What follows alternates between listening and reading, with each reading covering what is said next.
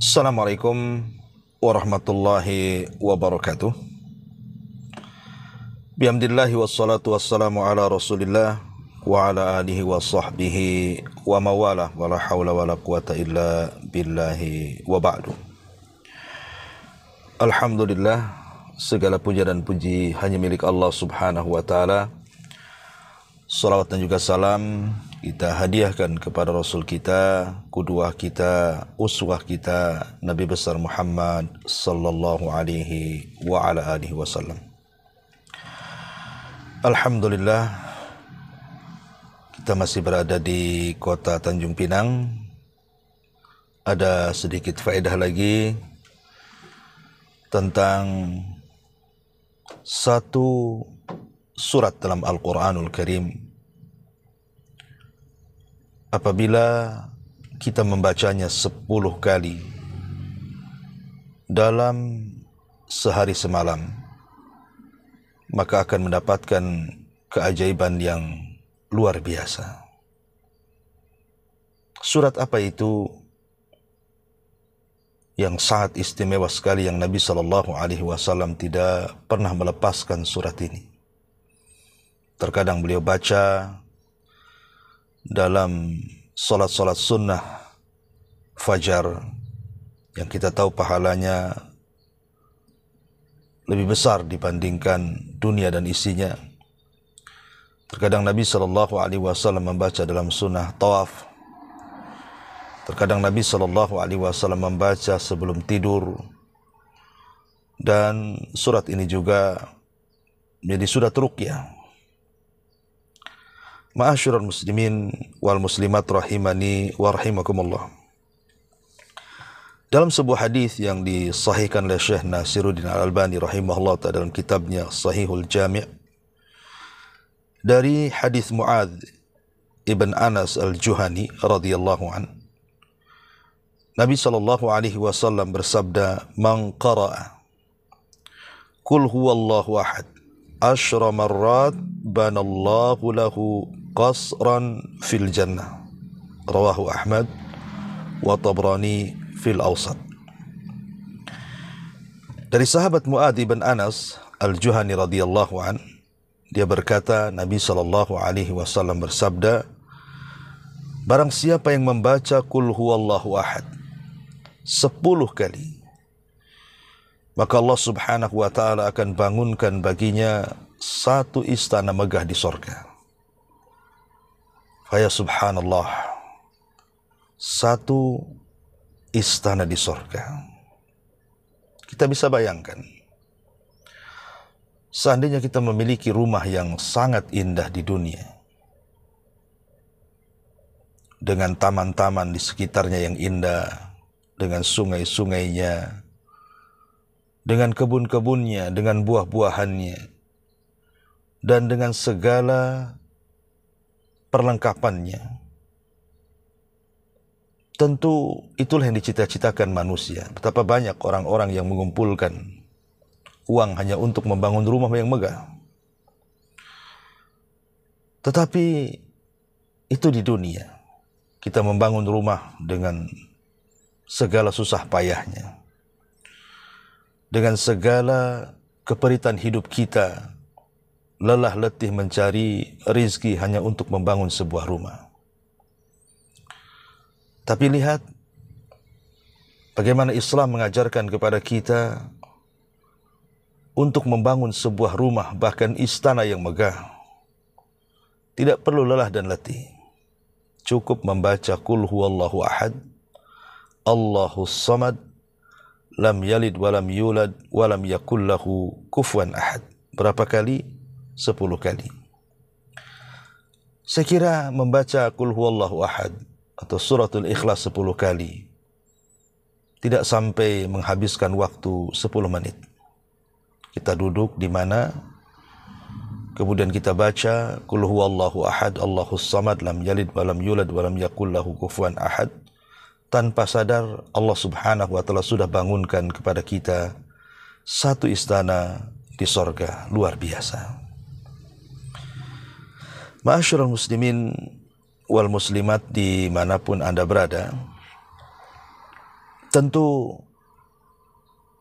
karena agungnya surat ini, Suratul Ikhlas, surat yang dikatakan oleh Nabi SAW sebagai thuluthul Quran, sepertiga Al-Quran, sebagaimana Nabi SAW pernah mengatakan, ayajazu ahadukum an yaqra'a fi lailatin thuluthal Quran. Lemahkah salah seorang di antara kalian untuk membaca dalam satu malam ini sepertiga Al-Quran? Sahabat mengatakan, wa kaifa yaqra' thuluthul Quran? Bagaimana kita bisa membaca setiap malam sepertiga Al-Quran ya Rasulullah? Sepertiga Al-Quran itu kan banyak. Tapi Nabi SAW mengatakan, kul huwallahu ahad ta'dilu thuluthal Quran. Tidak perlu kita membaca dari surah Al-Baqarah, Al-Imran, An-Nisa, Al-An'am, Al-Anfal dan begitu seterusnya. Cukup membaca kul huwallahu ahad, Allahus samad, lam yalid walam yulad walam yakul lahu kufuwan ahad. Itu sudah sebanding dengan sepertiga Al-Quran. Kenapa? Karena Al-Quran itu terdiri daripada 3 bagian. Sepertiganya bicara tentang tauhid, sepertiganya bicara tentang ahkamul ibadah, dan sepertiganya lagi bicara tentang akhlak yang di dalamnya terkandung qasas, kisah-kisah umat-umat terdahulu.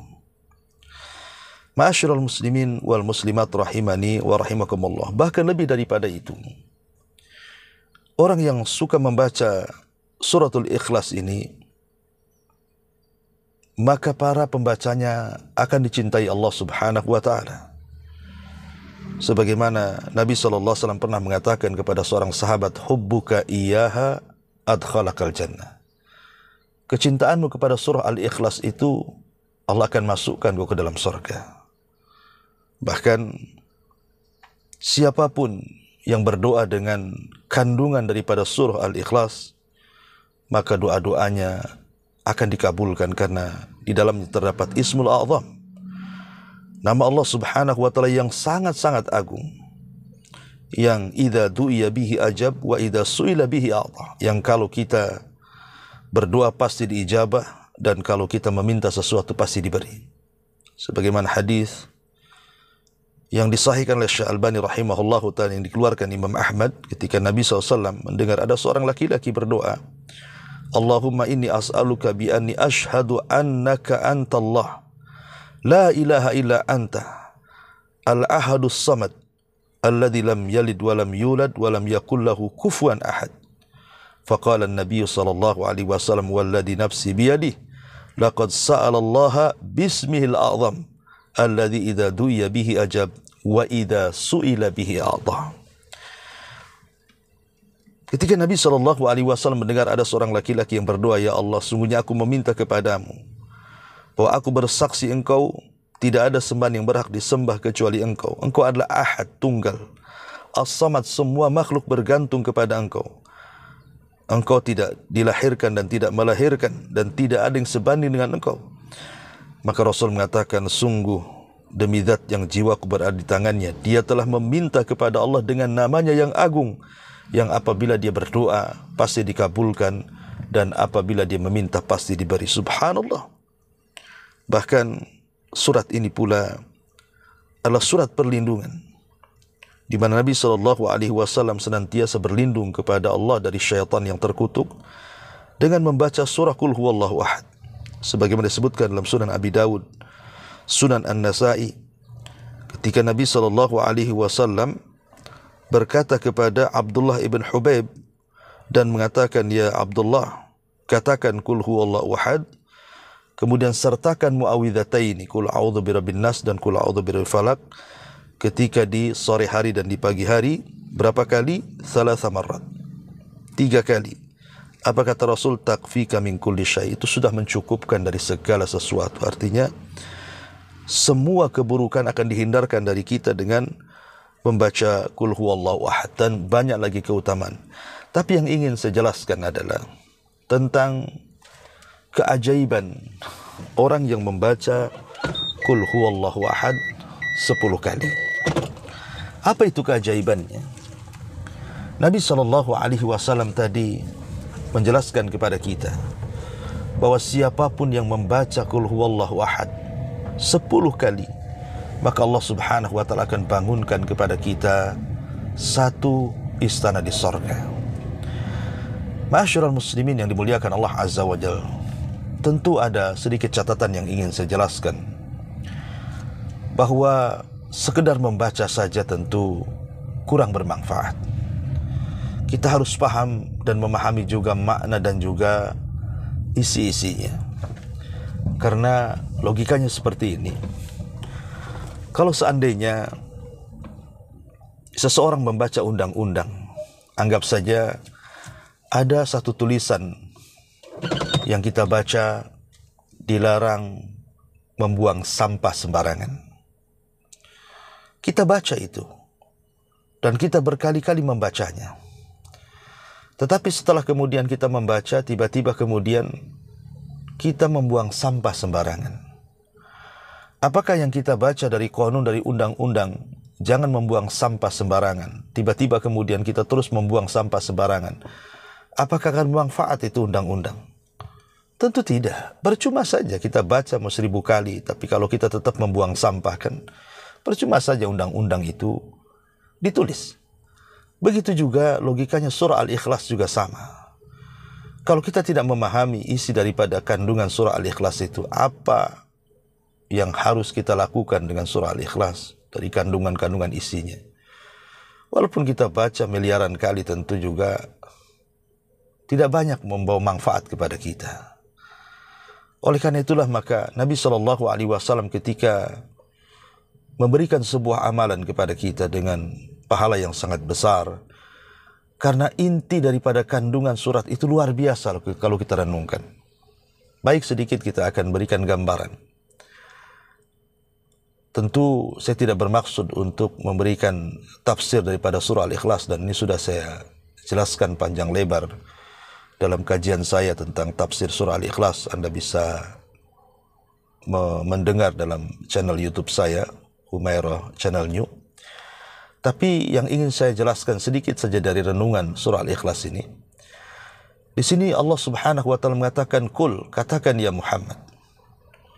Katakan ya Muhammad.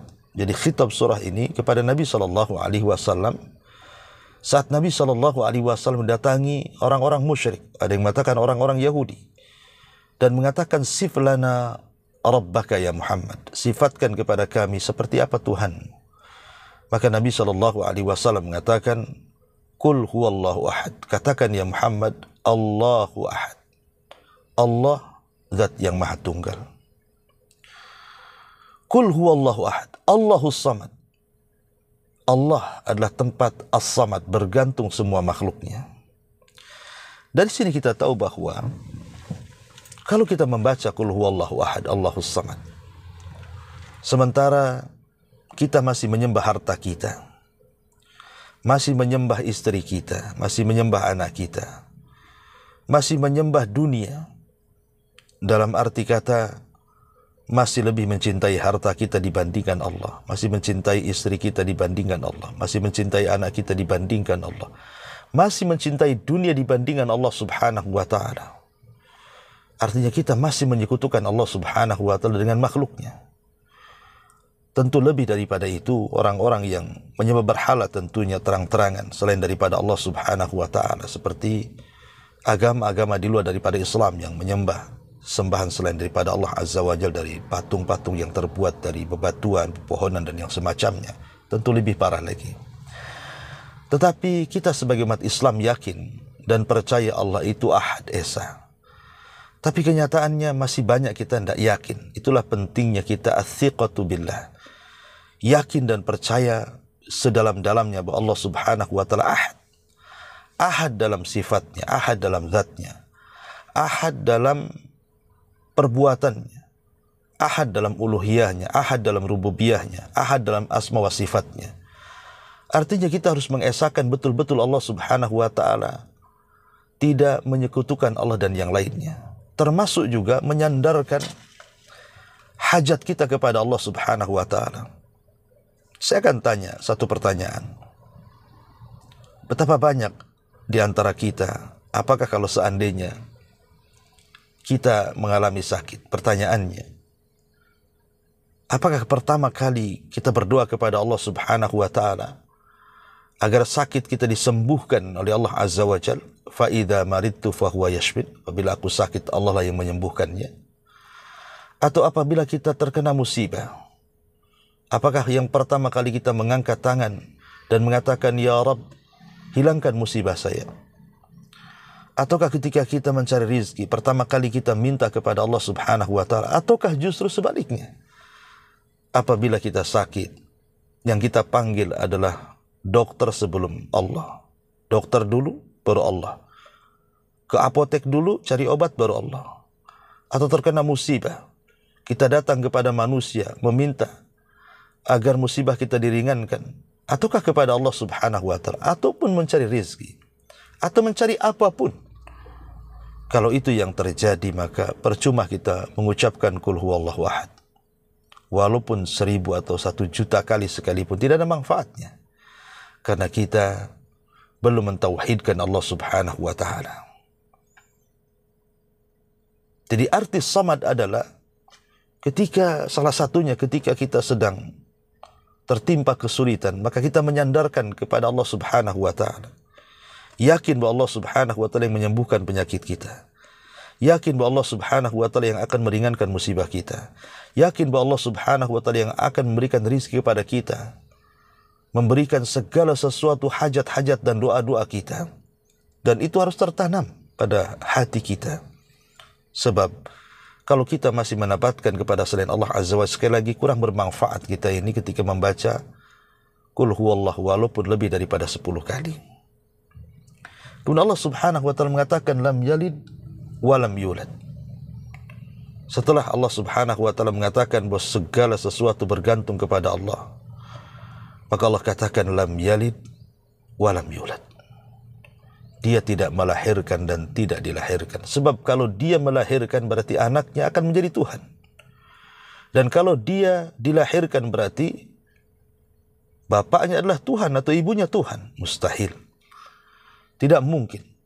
Karena kalau seandainya di dunia ini ada 2 sesembahan saja, la fasadata, pasti akan rusak dunia dan alam semesta ini. Maka Allah adalah tunggal, tidak melahirkan dan tidak dilahirkan. Sebagaimana keyakinan sebagian agama daripada Islam yang meyakini Isa adalah anak Tuhan, Uzair anak Tuhan, Buddha anak Tuhan, atau para malaikat anak-anak perempuan Tuhan, dan begitu seterusnya. Karena Allah katakan walam yakun lahu kufuwan ahad. Tidak ada yang setara dengan Allah. Tidak dalam kekuatan. La haula wala quwata illa billah. Tidak ada daya dan kekuatan kecuali hanya milik Allah. Tidak ada yang setara dengan kekuatan Allah. Allah maha kuat, yang lainnya lemah. Tidak ada yang setara dengan ilmu Allah. Allah itu maha tahu, yang lainnya tidak tahu. Allah itu maha penyayang, tanpa batas, dan yang lainnya terkadang penyayang, terkadang tidak. Allah itu maha luas rizkinya, yang lain itu tidak memiliki rizki sedikit pun. Semua rizki datang dari Allah Subhanahu wa ta'ala. Dan begitu seterusnya. Kalau kita bentangkan tafsir dari surah Al-Ikhlas tentu akan panjang lebar. Dan surah ini luar biasa kandungannya. Menanamkan kepada kita as-siqatu billah, keyakinan yang dalam kepada Allah Subhanahu wa ta'ala, bahwa Allah itu tunggal, segala sesuatu bergantung kepada Allah Subhanahu wa ta'ala, dan dia tidak melahirkan dan tidak dilahirkan dan tidak sebanding dengan Allah Subhanahu wa ta'ala. Oleh karena itulah ma'asyiral muslimin yang dimuliakan Allah Subhanahu wa ta'ala, amalkanlah surah Al-Ikhlas ini. Cukup Anda duduk 10 menit membaca Qul huwallahu ahad 10 kali sambil merenungkan makna-maknanya, isi kandungannya, kemudian berusaha untuk diamalkannya. Maka jaminannya, kata Nabi SAW, banallahu lahu baitan fil jannah. Anda akan dibangunkan satu istana megah di sorga. Subhanallah. Istana megah di sorga.